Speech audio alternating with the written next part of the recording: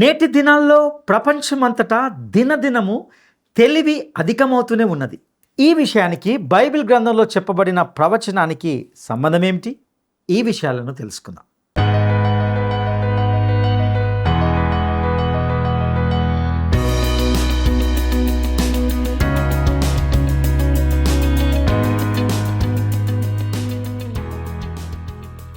ప్రియమైన స్నేహితులారా, word రిసౌండ్స్ today పరిచర్య ద్వారా మిమ్మల్ని అందరినీ నేటి ప్రేమధార కార్యక్రమానికి స్వాగతం పలుకుచున్నాం. మీరందరూ దినదినము దేవునిలో ఎదుగుతూ ఇతరులకు ఆశీర్వాదకరంగా ఉంటున్నారని తలుస్తున్నాం. గత కొన్ని రోజులుగా మనము దానియేలు గ్రంథ అధ్యయనాల ద్వారా లోతైన ఆధ్యాత్మిక సత్యాలను నేర్చుకుంటున్నాం. నేటి కార్యక్రమంలో ప్రవచన విషయాలను అంత్యకాలం వరకు ముద్రించడాన్ని గూర్చి మరియు నాశనం కలుగచేయు హేయమైన దాన్ని గురించి తెలుసుకుంటాం. ఇక కార్యక్రమాన్ని వీక్షిద్దామా? నీవుండగా నాకేమి కొదువా నా యేసువా, నీవుండగా నాకేమి కొదువా నా యేసువా, నీవే నా జీవం, నీవే నా సర్వం, నీవే నా జీవం, నీవే నా సర్వం, నీవే నా సర్వం. నీవుండగా నాకేమి కొదువా నా యేసువా, నీవుండగా నాకేమి కొదువా నా యేసువా.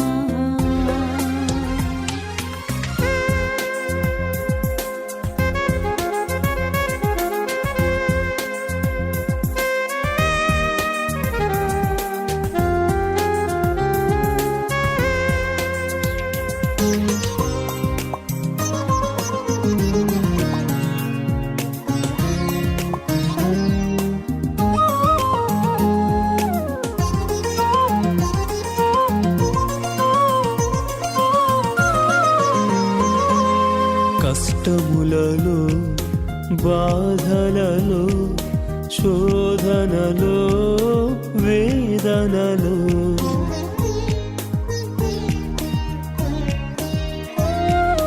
కష్టములలో, బాధలలో, శోధనలో, వేదనలో, నీ తోడు, నీ ప్రేమ, నీ తోడు, నీ ప్రేమ నాకుండగా, నీవుండగా నాకేమి కొదువా నా యేసువా, నీవుండగా నాకేమి కొదువా నా యేసువా.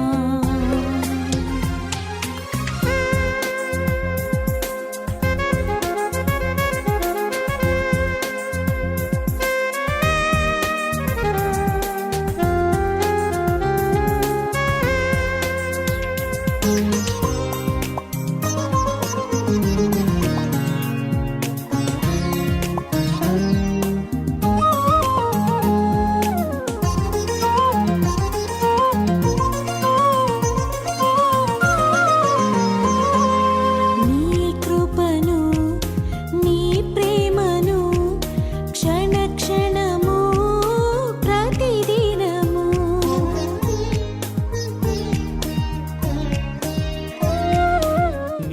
మహాగణుడును రక్షకుడైన యేసుక్రీస్తు సాటిలేని నామంలో ప్రేమధార కార్యక్రమాలను క్రమంగా వీక్షిస్తున్న ప్రతి ఒక్కరికి శుభములు తెలియజేస్తున్నాం.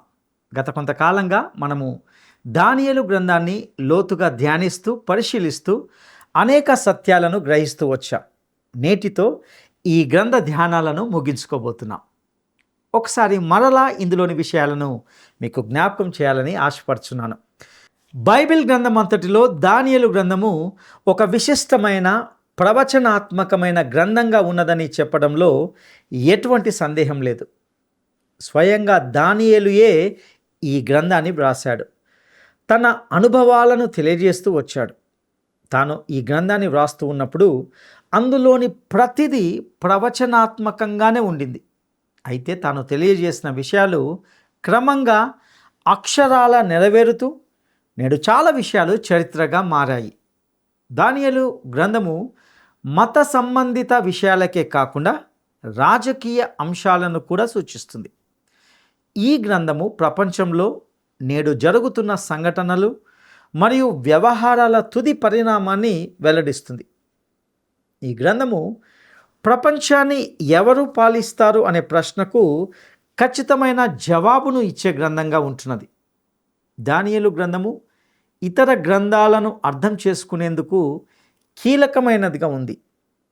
ఈ దానియేలు గ్రంథంలోని 12 అధ్యాయాలను మనము ఇంతకు ముందుగానే చెప్పుకున్నట్లు 1 నుండి 6 అధ్యాయాలను మనము ప్రవచనాత్మక వెలుగులోని చారిత్రక రాత్రిగాను, 7 నుండి 12 అధ్యాయాలు చారిత్రాత్మక రాత్రిలో ప్రవచనాత్మక వెలుగుగాను అర్థం చేసుకోవాలి.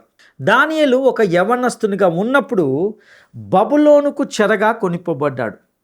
అన్య దేశమైనప్పటికీ, అన్యుల మధ్య జీవిస్తున్నప్పటికీ ప్రాంతము, పరిస్థితులు, వ్యక్తులు, అలవాట్లు, భాష, నాగరికత సమస్తము భిన్నంగా క్రొత్తగా ఉన్నప్పటికీ వాటి మధ్య ఒక ప్రత్యేకమైన వ్యక్తిగా, ముఖ్యంగా సత్యము కొరకు అనగా దేవుని కొరకు జీవించడాన్ని మనం ఇంతకుముందే గమనించాం. ఎక్కడ కూడా ఆధ్యాత్మిక విషయాల పట్ల రాజీ పడకుండా ఒక సాధారణమైన వ్యక్తి కూడా దేవుని కొరకు నమ్మకంగా జీవించగలడు అని తన జీవితం ద్వారా ఒక మాదిరిని చూపించాడు. ఈ లోకానికి అనుగుణంగా కాకుండా అతడు తన మనసును క్రొత్తగా మార్చుకొని దేవుని యొక్క చిత్తమే తన జీవితంలో అత్యంత ముఖ్యమైన లక్ష్యమని గుర్తించాడు. ముఖ్యంగా ఈ గ్రంథంలో దేవుడు దానియేలును ఎంతో గొప్పగా వాడుకున్నట్లుగా గమనిస్తాం. అతన్ని బబులోనులోని జ్ఞానులందరిలో గొప్పగా హెచ్చించాడు. అక్కడున్న వారందరిలో గొప్ప బుద్ధి, మేధస్సును అనగా గొప్ప ఐక్యూ స్థాయిని కలిగిన వ్యక్తిగా గుర్తించబడ్డాడు. దానియేలు తాను చెరగా తీసుకొని పోబడిన రాజ్యములోనే అధిపతిగా ఉన్నత స్థాయి గల వ్యక్తిగా ఎంచబడ్డాడు. ప్రపంచంలోనే మొట్టమొదటి గొప్ప సామ్రాజ్యానికి చక్రవర్తి, నియంత అయిన నెబుకద్నెజరు సమక్షంలో జీవిస్తూ కలలను, వాటి భావాలను వివరిస్తూ దేవుణ్ణి ఎంతో ఘనపరిచినట్లుగా మనం చూసాం. ప్రియులారా, దానియేలు మరియు అతని 3 స్నేహితులు కూడా అదేవిధంగా దేవుని కొరకు ప్రత్యేకంగా జీవించగలిగారు. దానియేలు మరియు అతని స్నేహితులు తమ కాలంలో దేవుడు ప్రతి యుగంలో ఉంచిన యూదుల శేషించిన వారికి ప్రాతినిధ్యం వహించినట్లుగా అర్థం చేసుకుంటాం. దానియేలు జీవితాన్ని వర్ణించే 3 పదాలు అనగా అతని ఉద్దేశము, ప్రార్థన మరియు ప్రవచనం నిజంగా ఎంతో గొప్ప విషయాలుగా ఉంటున్నాయి. ప్రియులారా, బబులోనులో ఆ అన్య పద్ధతులతో కూడిన ఆహారాన్ని తిరస్కరించాలనే దానియేలు తీసుకున్న నిర్ణయము తన హృదయములోనే ఉద్దేశించాడు. దానియేలు తన హృదయములోనే ఉద్దేశాన్ని కలిగి ఉన్నాడు. ఈ విషయాన్ని 1వ అధ్యాయము 8వ వచనంలో గమనించాం. ఇదంతా దానియేలు యొక్క హృదయంలో ప్రారంభమైంది. అతడు కేవలము కృత్రిమంగా ఉండేవాడు కాదు. అతనికి నిజమైన హృదయం ఉంది మరియు అతని విశ్వాసాలు లోతైన నమ్మకాలపై ఆధారపడి ఉన్నాయి. ఇట్టి అనుభవం మనకు కావాలి. మనము ఈ లోకంలో బంధింపబడ్డవారం అయితే మనము ఈ భూమి నుండి వెళ్ళిపోలేము. ప్రభు అయిన యేసు చెప్పాడు, మనము ఈ లోకంలో ఉన్నవారమే కానీ లోకానికి చెందిన వారము కాము. ప్రియులారా, దానియేలు ఆహార నియమాలు పాటించడం ద్వారానే ప్రత్యేకమైన వ్యక్తిగా పరిగణించబడ్డాడు అని చాలామంది భావిస్తుంటారు. అయితే కేవలము నియమాలు పాటించడం ద్వారా మనము దేవునికి సేవ చేయలేం. మన హృదయాల్లో ఒక ప్రత్యేకమైన ఉద్దేశం అంటూ ఉండాలి. దానియేలు నియంత అయిన నెబుకద్నెజరు రాజు యొక్క కలను వివరించడంలో దేవునిపై ఆధారపడిన విధానము నిజంగా నేటి విశ్వాసులకు ఎంతో మాదిరి అని చెప్పవచ్చు. కఠినమైన క్లిష్ట పరిస్థితుల్లో కూడా నిబ్బరంగా దేవుని మీద ఆధారపడడం అనగా ఏమిటో ఇందులో మనం గ్రహిస్తాం. ప్రియులారా, దానియేలు గ్రంథంలోని ఒక ప్రత్యేకమైన విషయం ఏమిటంటే, దానియేలు అజ్ఞానంలో ఉన్న ఈ అన్యజనుల రాజు అయిన నెబుకద్నెజరుకు జీవమై ఉన్న దేవుణ్ణి పరిచయం చేసే అపూర్వమైన అవకాశాన్ని పొందుతున్నాడు. దానియేలు ఇలా అన్నాడు, పరలోకమందు రహస్యములను బయలుపరచు దేవుడున్నాడు. ఆయన నెబుకద్నెజరు రాజుకు చివరి రోజులలో ఏవి జరుగునో తెలియజేయును అని చెప్పాడు. ఇది చాలా ముఖ్యమైన విషయం, ఎందుకంటే ఇది దానియేలు గ్రంథంలో ప్రధానంగా చెప్పబడే అంశం. ఈ కళ అనేది అన్యజనుల కాలాంత్యానికి అనగా టైమ్స్ ఆఫ్ ద జెంటైల్స్కి సంబంధించిందిగా ఉంటున్నది. అన్యజనుల కాలంలో అనేవి మహాశ్రమల కాలంలో కొనసాగుతాయి. అప్పుడు దేవుడు తిరిగి ఇశ్రాయేలీల ప్రజల పట్ల తన దృష్టిని మళ్లించుకుంటాడు. నెబుకద్నెజరు కాలం మొదలుకొని నేడు మన కాలం వరకు కూడా ప్రభువు వచ్చి తను రాజ్యం చేయు వరకు ఉన్న ఈ సమయాన్ని అన్యజనుల కాలము అని పిలువబడుతుంది. దేవుడు నెబుకద్నెజరు అర్థం చేసుకునే భాషలో అతని రాజ్య బాహ్య వైభవ మహిమ గూర్చి మాట్లాడినట్లుగా చూశాం. నెబుకద్నెజరు తాను కలలో చూసిన ప్రతిమలోని 4 లోహాలు 4 ప్రపంచ సామ్రాజ్యాలుగా ఉన్నాయని మరియు వాటి గమ్యస్థానాలను గూర్చిన వివరాలను ఎంతో స్పష్టంగా గమనిస్తూ వచ్చాం. బబులోను సామ్రాజ్యము, మాదీయ పారసీక సామ్రాజ్యము, గ్రీసు సామ్రాజ్యము మరియు రోమా సామ్రాజ్యాలకు సంబంధించిన అనేక ప్రవచన సత్యాలను, చారిత్రాత్మక రుజువులతో కూడిన విషయాలను కూడా ఎంతో క్షుణ్ణంగా పరిశీలిస్తూ వచ్చాం. ముఖ్యంగా దానియేలు చూసిన దర్శనాలు ఎంతో ప్రత్యేకమైనవిగా, గొప్ప భవిష్యత్తు సందేశాన్ని అందించేవిగా ఉన్నాయని కూడా గ్రహించాం. ఇక దానియేలు గ్రంథానికి సంబంధించి నేటి ఈ చివరి పాఠంలో దానియేలు గ్రంథము 12వ అధ్యాయము 4వ వచనం నుండి 13వ వచనం వరకు ధ్యానించుకుంటాం. ఇందులో అంత్యకాలము వరకు ప్రవచనము ముద్రించడాన్ని మనం చూస్తాం. ఇక దానియేలు గ్రంథము 12వ అధ్యాయము 4వ వచనాన్ని గమనిద్దాం. దానియేలు, నీవు ఈ మాటలను మరుగు చేసి అంత్యకాలము వరకు ఈ గ్రంథమును ముద్రింపుము.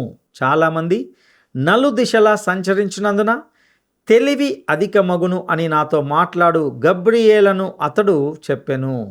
ప్రియులారా, ఈ ప్రవచనాలు అంత్యకాలం వరకు ముద్రించబడాలి. దీని అర్థము కాలాంతం కాదు, కానీ దానియేలు పుస్తకంలో 70వ వారం అని చెప్పబడే ఆ ఖచ్చితమైన కాలాన్ని సూచిస్తుంది. ఈ కాలానికి ముందున్న విరామంలో మనం ఉన్నాము కాబట్టి మనము ఎంత అర్థం చేసుకున్నామో తెలుసుకోవడం కష్టం. నేడు చాలామంది మంచి వ్యక్తులు ప్రవచనం యొక్క వివరణపై కొంత విభిన్నంగా ఉన్నందున మనకు అర్థం కానివి చాలా ఉన్నాయని ఇది సూచిస్తుంది. మనము ఈ నిర్దిష్ట కాలానికి చేరుకున్నప్పుడు ఇవన్నీ తెరవబడతాయి. అయితే మనం ఒక విషయంపై దృష్టి పెట్టాలి. అదేమిటంటే, తీతుకు రాసిన పత్రిక 2వ అధ్యాయము 13వ వచనంలో చెప్పబడినట్లుగా, అనగా మహాదేవుడును మన రక్షకుడునైన యేసుక్రీస్తు మహిమ యొక్క ప్రత్యక్షత కొరకు ఎదురు చూచుచు ఈ లోకములో స్వస్థ బుద్ధితోనూ నీతితోనూ భక్తితోనూ బ్రతుకుచుండవలెనని మనకు బోధించుచున్నది. ప్రియులారా, దానియేలు గ్రంథము 12వ అధ్యాయము 4వ వచనంలో చాలామంది నలు దిశలా సంచరించినందున అనే మాటను మనం గమనిస్తాం. ఇది ప్రవచన అధ్యాయంకు సంబంధించి బైబిల్ను పైకి క్రిందికి పరిశీలించడానికి పరిగెత్తడాన్ని సూచిస్తుందని నేను వ్యక్తిగతంగా నమ్ముతున్నాను. చాలామంది దీన్ని పూర్తిగా పరిశోధిస్తారు. నేడు చాలామంది పండితులు చేస్తున్న ప్రవచనాల గురించి తీవ్రమైన అధ్యయనం జరుగుతుంది. ఇది గతంలో జరగలేదు. సంఘ చరిత్రలోని వివిధ కాలాల్లో సంఘం యొక్క వివిధ గొప్ప సిద్ధాంతాలు అధ్యయనం చేయబడ్డాయి మరియు అభివృద్ధి చేయబడ్డాయి. ప్రారంభంలోనే లేఖనాల ప్రేరణ సిద్ధాంతము బాగా స్థిరపడింది. అదేవిధంగా క్రీస్తు యొక్క దైవత్వము మరియు విమోచన సిద్ధాంతం కూడా స్థిరపడింది. ఇతర సిద్ధాంతాలు చరిత్ర అంతటా అభివృద్ధి చేయబడ్డాయి. నేడు మనము గతంలో కంటే ఎక్కువ ప్రవచనాలను గురించిన అధ్యయనాన్ని చూస్తున్నామని నేను భావిస్తున్నాను. ఇక అదేవిధంగా ఇదే వచనంలో తెలివి అధికమగును అనే మాటను కూడా మనం గమనిస్తాం. దీని అర్థము ప్రవచన జ్ఞానం.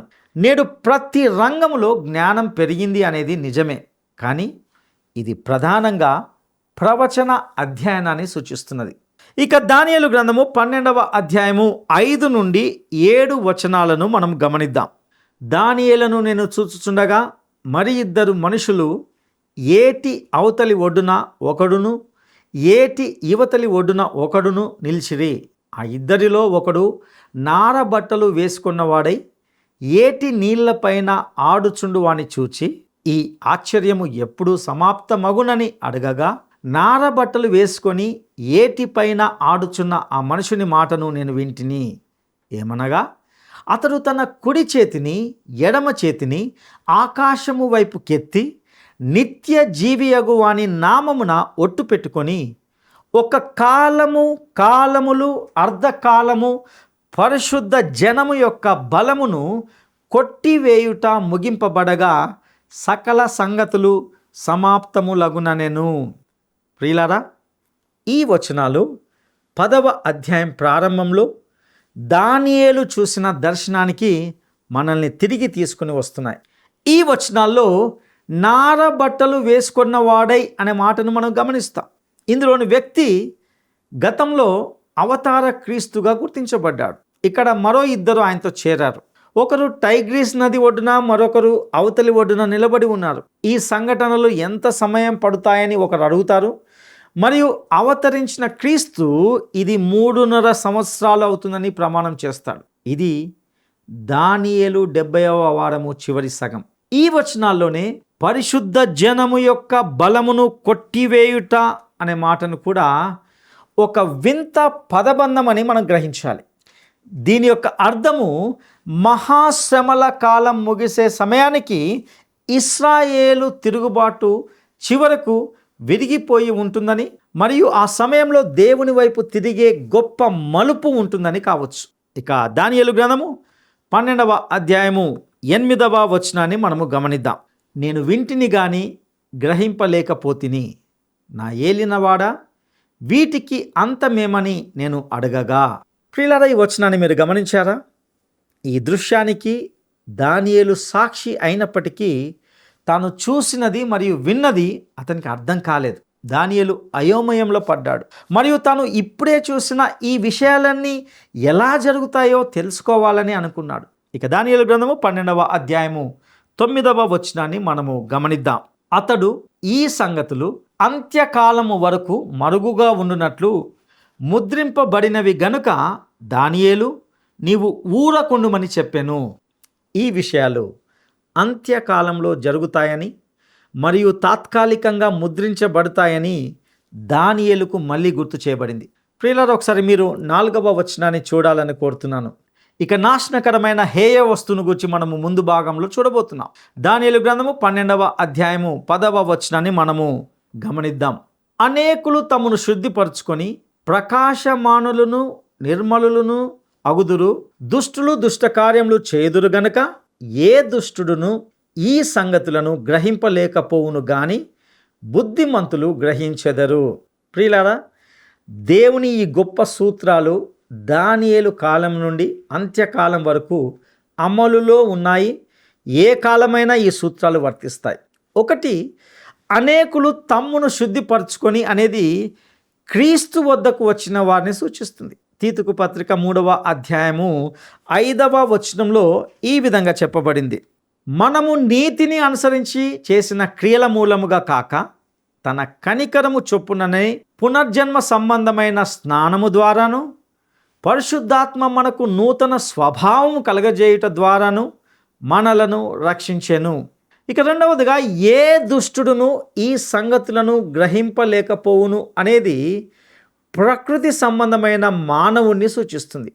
1 కొరింథీ పత్రిక 2వ అధ్యాయము 14వ వచనంలో ఈ విధంగా చెప్పబడింది. ప్రకృతి సంబంధి అయిన మనుషుడు దేవుని ఆత్మ విషయములను అంగీకరింపడు, అవి అతనికి వెర్రితనముగా ఉన్నవి, అవి ఆత్మానుభవం చేతనే వివరింపదగును గనక అతడు వాటిని గ్రహింపజాలడు. మూడవదిగా, బుద్ధిమంతులు గ్రహించెదరు అనే మాటను చూస్తాం. యోహాను సువార్త 16వ అధ్యాయము 13వ వచనంలో ఈ విధంగా చెప్పబడింది. అయితే ఆయన అనగా సత్యస్వరూపి అయిన ఆత్మ వచ్చినప్పుడు మిమ్మును సర్వసత్యములోనికి నడిపించును. ఆయన తనంతట తానే ఏమీయు బోధింపక వేటిని వినునో వాటిని బోధించి సంభవింపబోవు సంగతులను మీకు తెలియజేయును. ఇక దానియేలు గ్రంథము 12వ అధ్యాయము 11వ వచనాన్ని మనము గమనిద్దాం. అనుదిన బలి నిలుపు చేయబడిన కాలము మొదలుకొని నాశనము కలగజేయు హేయమైన దానిని నిలువబెట్టు వరకు 1290 దినములు అగును. అదేవిధంగా మత్తయి సువార్త 24వ అధ్యాయము 15వ వచనంలో ప్రభువైన యేసు దీనిని గూర్చి ఈ విధంగా ప్రస్తావిస్తాడు. కాబట్టి ప్రవక్త అయిన దానియేలు ద్వారా చెప్పబడిన నాశనకరమైన హేయ వస్తువు పరిశుద్ధ స్థలమందు నిలుచుట మీరు చూడగానే చదువువాడు గ్రహించునుగాక. ప్రియులరా, ప్రస్తావించినట్లుగా ఈ వచనం యొక్క ప్రాముఖ్యతను అతిగా నొక్కి చెప్పలేము.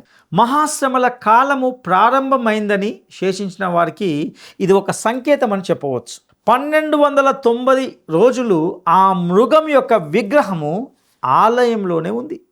వాస్తవానికి ఇది 3.5 సంవత్సరాలకు మించి 30 రోజులు ఉంటున్నాయి.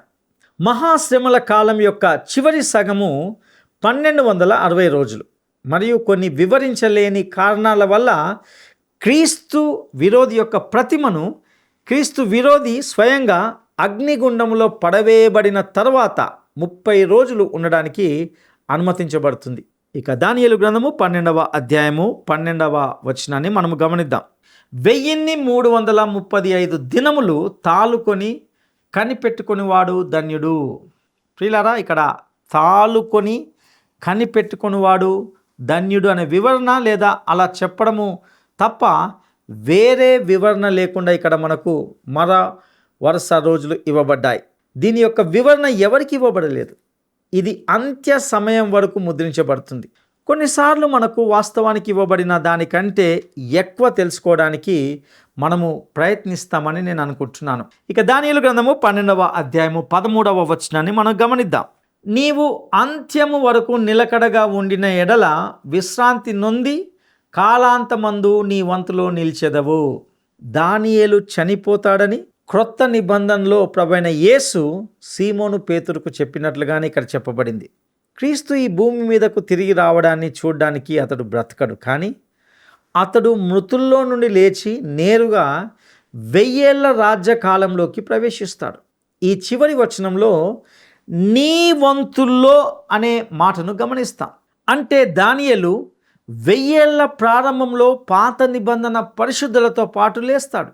అదేవిధంగా ఇక్కడ కాలాంతమందు అనే మాటను కూడా మనం గమనిస్తాం. అంటే క్రీస్తు రాజ్యములోకి సమృద్ధిగా ప్రవేశానికి మనల్ని తీసుకుని వస్తుంది. నా ప్రియమిత్రమా, అది ప్రస్తుతము మన ముందు ఉన్నటువంటి భవిష్యత్తు. యేసు తన రాజ్యాన్ని స్థాపించడానికి ఈ భూమికి వస్తున్నాడని చెప్పే భవిష్యత్తు. ఈ రోజుల్లో మనము మన ముందు ఉంచుకోవాల్సిన నిరీక్షణ కూడా ఇదే. ప్రియ సహోదరుడా, సహోదరి, గత కొంతకాలంగా మనము దానియేలు గ్రంథం నుండి క్రమబద్ధమైన అధ్యయనాల ద్వారా అనేక లోతైన సత్యాలను నేర్చుకుని ఉన్నాం. ముఖ్యంగా క్రీస్తు యొక్క సంఘముగా పిలువబడే విశ్వాసుల గుంపు ఈ కడవరి దినాల్లో ఏ విధంగా సిద్ధపడాలో, దేవుని వాక్యములోని ప్రవచనాత్మకమైన సత్యాలు చరిత్రలో ఏ విధంగా అక్షరాల నెరవేర్చబడిందనే వాస్తవాన్ని మనం ఇప్పటికే గ్రహించి ఉన్నాం. సంఘానికి సంబంధించి ఒక గొప్ప ప్రవచనము, వాగ్దానము ఇంకా మిగిలిపోయి ఉంది. అదే క్రీస్తు యొక్క రాకడ. ఆయన తిరిగి రానై ఉన్నాడు. ఆయన మధ్యాకాశంలోకి వచ్చినప్పుడు కేవలము క్రీస్తును అంగీకరించిన వారు మాత్రమే, అనగా ఆయన సంఘము మాత్రమే ఎత్తబడుతుంది. అట్టి గుంపులో నీవున్నావనే నిశ్చయత నీకున్నదా? అలాంటి నిశ్చయత నీకు రావాలంటే నీవు ముందుగా ఆయన క్రీస్తు యొక్క రక్తంలో కడగబడాలి. నీవు పాపివని నీ నోటితో ఒప్పుకొని నీ హృదయమందు ఆయన్ని నీ రక్షకునిగా అంగీకరిస్తే నీవు రక్షించబడతావు. ఆయన రాకడలో ఎత్తబడతావనే నిశ్చయత, నిరీక్షణ నీకు కలుగుతుంది. అట్టి కృప దేవుడు నీకు దయచేయను గాక. దైవాశీస్సులు. ప్రార్థన చేసుకుందాం. మహాపరిశుద్ధుడా, నమ్మదగిన దేవా, మీ దయగల పాదాలకు వందనాలు, స్తుతులు చెల్లిస్తుంటున్నాం. ప్రభువా, నిజంగా నువ్వు నమ్మదగిన దేవుడవు. నీ నమ్మదగిన నామానికే వందనాలు స్తుతులు చెల్లిస్తుంటున్నావు.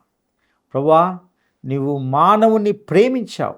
మానవుని ప్రేమించి ఇచ్చినటువంటి ఈ యొక్క గొప్ప గ్రంథానికే నీకు వందనాలు. ఈ బైబిల్ గ్రంథంలో వ్రాయించిన ప్రతి సత్యానికే నీకు వందనాలు చెల్లిస్తుంటున్నాం. ముఖ్యంగా దానియేలు గ్రంథాన్ని బట్టి నీకు వందనాలు స్తుతులు చెల్లిస్తుంటున్నాం. ప్రభువా, గత కొంత కాలంగా కొన్ని రోజులుగా ప్రభువా ఈ యొక్క గ్రంథము నుండి అనేక సత్యాలను మాకు నేర్పిస్తుంటున్నావు, హెచ్చరిస్తుంటున్నావు, బలపరుస్తుంటున్నావు. ప్రభువా, మేము ఈ చివరి దినాల్లో ఉంటున్నామని మాకు ఈ వాక్యము ద్వారా జ్ఞాపకం చేయబడుతూనే ఉంటున్నది. ప్రభువా, ముఖ్యంగా మేము రక్షించబడాలి. ఈ చివరి దినాల్లో అనేక ప్రవచనాలు, అనేక సత్యాలు ఈ వాక్యంలో పొందుపరిచిన ప్రతిదీ ప్రభువా నాయన అక్షరాల నెరవేర్చబడింది తండ్రి. వీటిని గ్రహించినప్పుడు ప్రభువా, వీటిని గుర్తించినప్పుడు ప్రభువా, మేము సిద్ధపడడానికి తన సహాయం దయచేయవలసిందిగా ప్రార్థిస్తుంటున్నాం. అవును ప్రభువా, నీ రాకడ ఒక్కటే మిగిలిపోయింటున్నది. నీ రాకడ కొరకు మేము సిద్ధపరచబడాలి. నీ రాకడలో మేము ఎత్తబడాలి అంటే ముందుగా క్రీస్తు రక్తంలో కడగబడాలి ప్రభువా. మేము రక్షణ పొందడానికి తగిన నిశ్చయిత దయచేయండి ప్రభువా. ముఖ్యంగా ప్రభువా, యేసుక్రీస్తు రక్తంలో కడగబడిన వ్యక్తి మాత్రమే నీ రాకడలో ఎత్తబడతాడని, ఆ యొక్క రాజ్యంలో, నిత్య రాజ్యంలో మేము చేర్చబడతామని జ్ఞాపకం చేయబడి ఉంటున్నాం. ఇంకా ప్రభువా, ఈ రక్షణ సువార్త విన్నప్పటికీ గ్రహించలేక ఈ కాలాంతంలో ప్రభా, ముఖ్యంగా ఈ చివరి దినాల్లో ప్రభా ఉంటున్నటువంటి హెచ్చరికలను గుర్తించకుండా నిర్లక్ష్యం చేస్తే పరిశుద్ధాత్మ దేవుడా మీరు హెచ్చరించవలసిందిగా ప్రార్థిస్తుంటున్నాం. నేడు అనేక మంది విశ్వాసులుగా చెప్పుకుంటున్న వ్యక్తులు కూడా వారిలో నిశ్చయత లేకుండా ఉంటున్నది నాయన. సంఘంలోని అనేక మంది ప్రభువా ఇట్టి నిశ్చయత లేకుండా నామకార్థంగా జీవిస్తూ ఉంటున్నారు. ప్రభువా, దయచేసి మీరు వారితో మాట్లాడండి. నీ యొక్క రక్తంలో కడగబడి పరిశుద్ధంగా జీవించడానికి తగిన కృపను దయచేయవలసిందిగా ప్రార్థిస్తూ నీకే సమస్త ఘనత, మహిమ, ప్రభావంలో ఆరోపిస్తూ మా రక్షకుడును నమ్మదగిన యేసయ్య శ్రేష్టమైన గొప్ప నామములో అడిగి స్తుతించి వేడుకుంటున్నాము తండ్రి. ఆమెన్.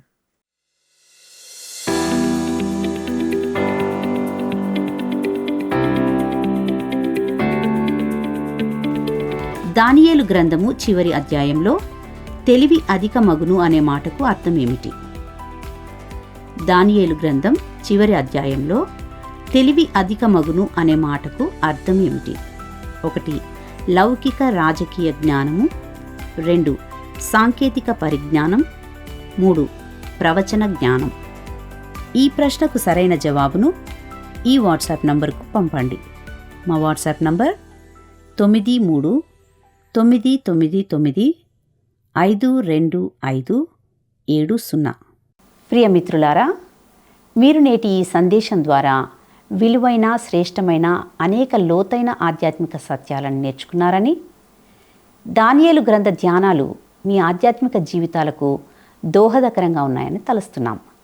మరింత లోతుగా సత్యాలను తెలుసుకోవడానికి వర్డ్ రిసౌండ్స్ టుడే అనే పేరుతో యూట్యూబ్ ద్వారా కానీ, యాప్ ద్వారా కానీ సందేశాలను వినవచ్చును. మరియు ఈ స్క్రీన్ మీద ఉన్న ఫోన్ నంబర్ ద్వారా సంప్రదించి మీ ప్రార్థనా మనవులను తెలిపినట్లయితే మేము మీ కొరకు ప్రార్థిస్తాం. దేవుడు మిమ్మను దీవించునుగాక. ఆమేన్. ఈ కార్యక్రమం మీకు నచ్చిందా? అయితే వెంటనే మిస్డ్ కాల్ ఇవ్వండి. బహుమతి పొందే విజేత మీరే కావచ్చు.